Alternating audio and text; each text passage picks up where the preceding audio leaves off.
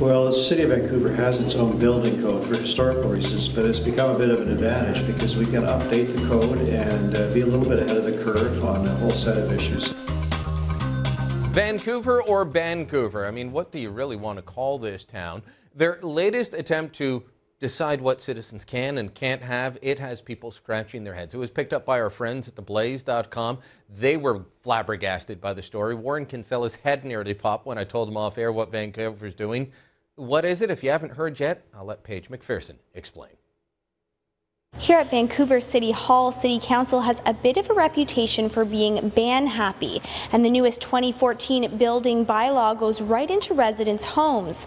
This time, the victim of the ban is the doorknob. That's right, Vancouver City Council has voted that as of March 2014, new homes and multifamily buildings can no longer have doorknobs. According to the municipal government, they're too inaccessible for some. The ban goes for condo buildings, which are rapidly popping up across the city, and if you're building a new home for your own family in Vancouver, which, by the way, comes at a hefty price tag, the government says you cannot have the door handle of your choice. Councillor Jeff Meggs is part of the Vision Vancouver municipal government that helped bring these changes in. I asked Councillor Meggs, could someone appeal the ban if they wanted to? I don't think so. They would be asked to put in an accessible doorknob, and then, you know, if they were really adamant, I suppose they could go back later and retrofit them. I mean, the rules are there for a good reason. They've been looked at by contractors. They've been looked at by people with disabilities. Vancouver is the only city in Canada that has the authority to make its own building codes. Also on the banning block for Vancouver homes in the past, older flushing toilets and wood-burning fireplaces, to name a few. The goal is by 2020 to make all homes in Vancouver carbon neutral. Of course, individual homes will vary as their individual circumstances do. Another regulation in the new building bylaw is plug-ins for electric cars. Each new home built has to have a plug-in and wiring for an electric car, regardless of whether you have an electric car or not. To many folks outside the city, these bans might seem downright wacky, but for many Vancouverites, these kinds of bans are par for the course. Well, I do know that doorknobs are difficult for older people because they have weaker hands. They don't look as nice, but I'm cool with that. But some Vancouverites still think that these bans go too far. Yeah, that's a little too much. Especially for Vancouver, like other cities have bigger problems. Vancouver's worried about doorknobs. That's totally ridiculous. Yeah, I think they went too far. Banning doorknobs, yes. It's all part of the city's push to be the greenest city in the world by 2020. And some of the bans, like the doorknob ban, are to make homes more accessible for all people, regardless of whether your home is designed to your liking. Yes, Vancouver City Council has a very specific design for the city. Unfortunately, these bans and regulations fail to afford the same freedom to property owners to design their own property.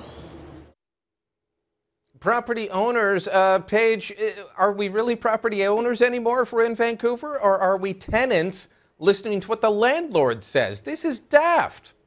Yes, it's very interesting because, of course, even people who would disagree with this on an ideological level might say, okay, fine, for condos and apartments, that's one thing. But when you're talking about coming into people's individual homes, for example, my home, it's pretty much the equivalent of demanding that I put in a wheelchair ramp and an elevator in my home because at some point I'm going to be old and some people in Vancouver are disabled. All right, so let me get this straight. Vancouver has its own building code, so it can do this. Look, I understand earthquakes, and you want to be able to make sure that buildings withstand earthquakes. This has nothing to do with safety, though. So they're claiming it's about accessibility?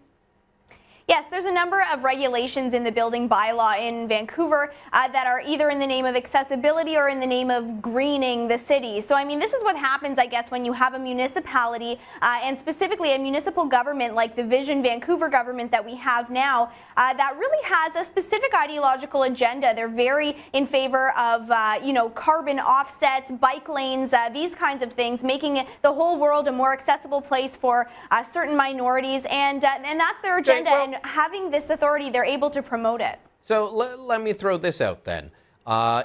It's bad for seniors. It's bad for people with arthritis to use a doorknob, so we have to use a lever. You know who can open levers? Small children who will open doors and wander out of homes. and dogs. Did anyone think of that? Did anyone discuss that? Or do they just not care?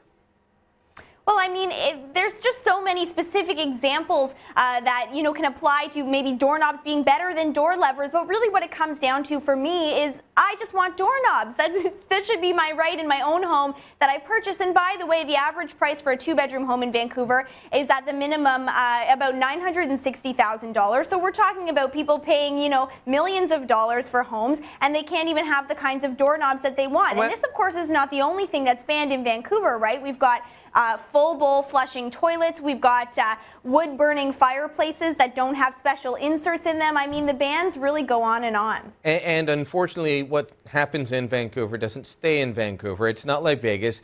It spreads like a disease across the country. You guys started the low flush toilet ban in Canada, and now I can't find a good replacement toilet in my home. Do you know what children do to toilets? They block them all the time, and those low flows are no good. Yeah, definitely. There have been many cases of Vancouver having this specific authority to design their own building codes and therefore having an impact on the rest of the country, really impacting the kinds of products that are sold. And it can be very frustrating for other Canadians that scratch their heads at things like this and, you know, just say the doorknob ban is absolutely ridiculous. Is there a Vancouver separatist movement yet? Please? Please? Look, I love Vancouver. It's a beautiful city, but it's filled with crazy people. Paige, thanks for joining us. Thank you.